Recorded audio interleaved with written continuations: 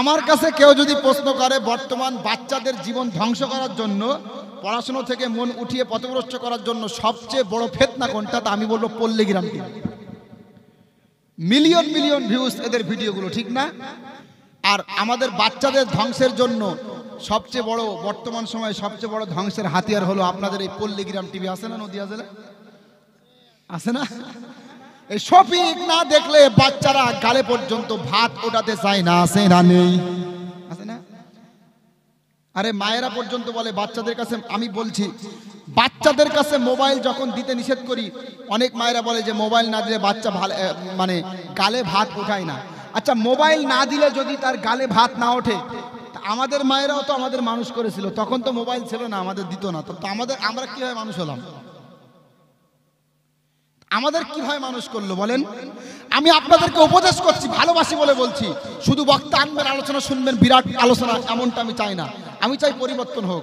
আমার হোয়াটসঅ্যাপে একদিন একটা যুবক মেসেজ করে বলছে, হুজুর রাতে আলোচনা শুনে আজকে ফজর থেকে তওবা করেছি, হুজুর আমার জন্য দোয়া করবেন, নামাজ পড়ব। এরকম কিছু ভক্ত যদি আমি দেখি আমি খুশি। এজন্য বলছি, মা বোনদেরকে বলছি, বিশেষ করে মা বোনরা হলো সন্তান গড়ার কারিগর, ঠিক না? বাচ্চাদেরকে যদি মানুষের মতো মানুষ করতে চান, আমি মানুষের মতো মানুষ বলছি, এটাই ভদ্র ভাষা আমার কাছে। এই বিষয়ে মানুষের মতো মানুষ যদি করতে চান, মোবাইল দিবেন না। আপনি জানেন না যে মোবাইলটা এখন মানুষকে কতটা নিচু স্তরে পৌঁছে দেয়।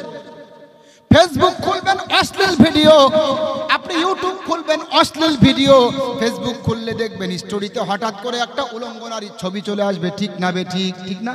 অর্ধলঙ্গনারীর ছবি চলে আসবে। একটা যুবক যুবতী যদি সব সময় যদি এই রকম অশ্লীল ভিডিও মোবাইলে তার সামনে চলে আসে, আর এখন তো অবৈধ সম্পর্ক যেটা, এটাও তো সহজ।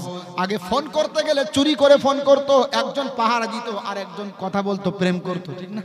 আর এখন তো হোয়াটসঅ্যাপে সহজ হয়ে গেছে। পাশে মা শুয়ে আছে, মা বলছে কি করছিস মোনা? মা একটু প্রজেক্ট দেখছিলাম, একটু পড়ছিলাম, কিন্তু চলছে কি মেসেজ, কেউ জানতেও পারবে না। আপনারা বুঝতে পারবেন না যারা দাড়ি সাদা হয়ে গেছে, আপনাদের বোঝার জিনিস না এসব, কেউ জানবে না। প্রেম ভালোবাসা চলছে, বুঝলেন? বর্তমান সময়ে এটা চলছে, এজন্য বলছি আমি মোবাইল দিবেন না। আমি আপনাদেরকে বলি, যারা এই ফেসবুক ব্যবহার করছে, অশ্লীল ভিডিও তাদের সামনে আসছে, আর এদিকে দুইজনের সাথে কথা বলার সম্পর্ক আছে, বলেন জেনা ব্যভিচার বর্তমান সময়ে সহজ না কঠিন? বলেন, অত্যন্ত সহজ। এজন্য মহান আল্লাহর বাণী আজকে শুনিয়ে যায়, যারা এখানে আসেন এই বাণীটা আমল করবেন। মহান আল্লাহ বলছেন, ওয়ালা তাকরাবুজ জিনা ইন্নাহু কানা ফাহিশাতাও ওয়া সাআ সাবিলা। সূরা বানী ইসরাঈল 15 নম্বর পারা, 4 নম্বর পৃষ্ঠা, 3 নম্বর রুকুর 32 নম্বর আয়াত। আল্লাহ বলছেন, তোমরা ব্যভিচারের ধারে কাছে যেও না। আল্লাহ বলছেন ব্যভিচারের ধারে কাছে যেও না। এই আয়াতের ব্যাখ্যা করতে গিয়ে মুফাসসিরগণ বলেন, মানুষকে ব্যভিচারের প্রতি উদ্বুদ্ধ করে, মানুষকে জেনার দিকে নিয়ে যায়, যে সকল বিষয়গুলো সেগুলো থেকে দূরে থাকতে হবে। মানুষকে ব্যভিচারের দিকে নিয়ে যায় ফেসবুক, বিশ্বাস হয় না? মানুষকে ব্যভিচারের দিকে নিয়ে যায় ইনস্টাগ্রাম, ঠিক না? এইগুলো আজকে চলছে, দেখছি আমরা। এই জন্য মুফতি তাকি উসমানী সাহেবের একটা ফতোয়া, জানি না ওনার নামে অনেকেই বলে থাকে জাস্টিফাই, আমি এখনো সরাসরি ওনার লেখা পড়িনি, তবে শুনেছি একটা ফতোয়া এমন রয়েছে, যারা নিজেকে নিয়ন্ত্রণ করতে পারবে না, অ্যান্ড্রয়েড সেট ব্যবহার করলে গোনা হয়ে যাবে, অশ্লীল ভিডিও দেখে ফেলবে, অপবিত্র ভিডিও দেখে ফেলবে, তো এই সময় তার জন্য এই অ্যান্ড্রয়েড সেট ব্যবহার করা কি নেই, জায়েজ নেই। ছোট ভাইয়া পাবজি খেলা করছে, সময় নষ্ট হচ্ছে বলে বড় ভাই মোবাইলটা হাত থেকে কেড়ে নিয়েছে, অধিকার আছে না? পাশে ছিল একটা কাঁচি, এরকম ছোট কাঁচি, খুঁচা দিয়েছে, জায়গায় মারা গেছে। এই হচ্ছে মন মানসিকতা, কোথায় চলে যাচ্ছে বলেন? আজকে যুব সমাজ ধ্বংসের পিছনে সবচেয়ে বড় কারণ হলো এই পাবজি, ফ্রি ফায়ার, এই জাতীয় বিভিন্ন ভিডিও, ঠিক না? বড় মোবাইল, আজকে কথা বললে যুবক ভাইরা অনেকে বলে, হুজুর বড় মোবাইল থেকে দূরে থাকবো। কি বলেন, কি আপনার হাতেই তো বড় মোবাইল? না, আমরা এই ক্ষমতা রাখি, বড় মোবাইল ব্যবহার করে গুনাহ থেকে বাঁচার মতো ক্ষমতা রাখি, আলহামদুলিল্লাহ। এজন্য বলছি, যারা এর মধ্যে থেকে বাঁচতে মানে বড় মোবাইল ব্যবহার করলে গুনাহ থেকে বাঁচতে পারবে না, এরকম যাদের ধারণা হয় বা হয়ে যায় তারা এগুলো থেকে দূরে থাকবেন। ভাইরে, দুনিয়ার জীবনটা হলো পরীক্ষার জায়গা। এখানে আল্লাহ সৃষ্টি করেছেন পরীক্ষার জন্য। এখানে আল্লাহ আমাদেরকে পরীক্ষা করবেন উত্তম কর্মের মাধ্যমে। নিঃসন্দেহে আমাদেরকে উত্তম কর্ম করতে হবে, পবিত্র কর্ম করতে হবে। আমরা এই দুনিয়ার মধ্যে ডুবে গিয়ে আখিরাত ধ্বংস না করে ফেলি। আমাদেরকে সৃষ্টি করেছিলেন এই পরীক্ষা করার জন্য, যাতে আমরা ভালো কাজ করি। বলেন সুবহানাল্লাহ। মহান আল্লাহ বলছেন, আল্লাযী খালাকাল মাউতা ওয়াল হায়াতা লিয়াবলুয়াকুম আইয়ুকুম আহসানু আমালা। সূরা মুলক 29 নম্বর পারা, 1 নম্বর পৃষ্ঠা, 1 নম্বর রুকুর 2 নম্বর আয়াত। আল্লাহ বলছেন, আমি আল্লাহ, সেই আল্লাহ তোমাদের জীবন মরণ সৃষ্টি করেছে।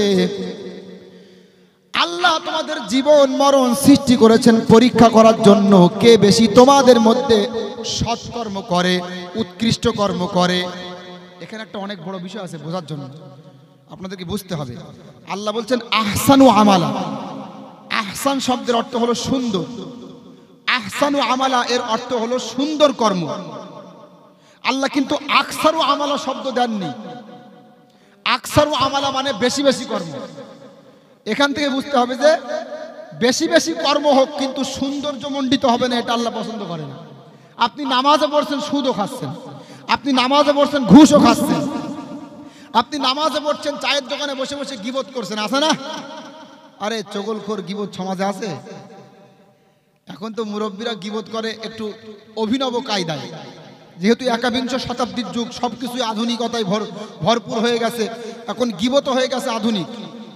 আমার সামনে যদি মনে করেন একজন ব্যক্তি, মনে করেন মুখে দাড়ি, মাথায় টুপি, এখন যদি কারো গীবত করে, অন্যান্যরা খারাপ বলবে, বলবে মুরব্বী মানুষ গীবত করছে। এজন্য আগে থেকে বলে নাই, হুজুর আগে থেকে বলে নাই, বললে তো গীবত হয়ে যায়, তারপরেও বলি, আছে না?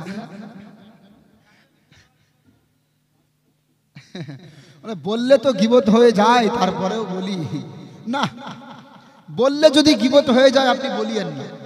বললে যদি গীবত হয়ে যায় আপনি কি করিয়েন না, বলিয়েন না। কারণ গীবত অনেক বড় অপরাধ, কথাই কথা বলে। মহান আল্লাহ বলছেন, ওয়ালা ইয়াগতাব বা'দুকুম বা'দা আইয়ুহিব্বু আহাদুকুম আইয়াকুলা লাহমা আখিহি মাইতাও ফাকারিহতুমু ওয়াত্তাকুল্লাহ।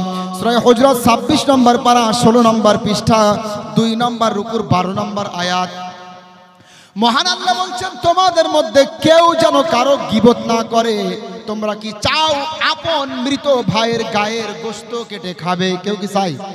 আপন ভাই মারা গিয়েছে, আপনি দাফন কাফন না করে তার গায়ের গোশত কেটে খাচ্ছেন, এটা কি কোনো মানুষ করবে? কোনো পাগলেও করবে না। আল্লাহ বলছেন, যার গীবত করলে যেন তুমি তার মাংস কেটে খেলে। কত বড় গুনাহ বলেন তো একটু। এই আয়াতের শেষে আল্লাহ ইত্তাকিল্লাহ শব্দ দিয়েছে। আমি কোরআন যখন পড়ি একটু বুঝে শুনে পড়ার চেষ্টা করি। আমি দেখেছি আল্লাহ কোরআনের ভিতরে ওই সমস্ত আয়াতের শেষে ইত্তাকিল্লাহ শব্দ লাগিয়েছে যেখানে আল্লাহর ভয় প্রয়োজন হয়। যে সমস্ত গুনাহের ক্ষেত্রে আল্লাহর ভয় না থাকার কারণে হয়ে যায়, সেখানে ইত্তাকিল্লাহ আল্লাহর ভয়ের কথা বলেছে আল্লাহ। যেমন গীবত। আপনি আমার সামনে উপস্থিত আছেন, আপনি আমার সামনে যতক্ষণ পর্যন্ত আছেন, আমি আপনার কিন্তু খারাপ বলবো না, আমি আপনার বিরুদ্ধে উল্টা পাল্টা কমেন্ট করব না। কিন্তু আপনি যখন আমার সামনে থেকে উঠে চলে যাবেন, তখন আমি আপনার বিরুদ্ধে বলা শুরু করব, ঠিক না? তাহলে বোঝা গেল আমার ভিতরে আপনার ভয় আছে, আমার ভিতরে আপনার ব্যক্তিত্ব বোধের মর্যাদা আমার ভিতরে আছে, ঠিক না? কিন্তু আমার ভিতরে নেই শুধু আল্লাহর ভয়। যদি থাকতো তাহলে একবার হলেও আমাদের বিবেকে সাড়া দিত। ব্যক্তিটা হয়তো আমার সামনে উপস্থিত নেই, কিন্তু আমি যে গীবত করছি এটা আমার আল্লাহ দেখতে পাচ্ছে, ঠিক না বে ঠিক? ঠিক না? যদি এটা ভাবতাম তাহলে একবারের জন্য গীবত করতাম না। এজন্যই তো কবি কত সুন্দর কথা বলছেন, যাদের হৃদয়ে আছে আল্লাহর ভয় তারা কভু পথ ভুলে যায় না। আল্লাহর প্রেম ছাড়া এই দুনিয়ায় কারো কাছে কোনো কিছু চাই না। যাদের হৃদয়ে আছে আল্লাহর ভয়, তারা কভু পথ ভুলে যায় না। আল্লাহর প্রেম ছাড়া এই দুনিয়ায় কারো কাছে কোনো কিছু চাই না। রাতের আধারে যারা সেজদাতে রয়, দু চোখের অশ্রুতে নদী যেন বয়।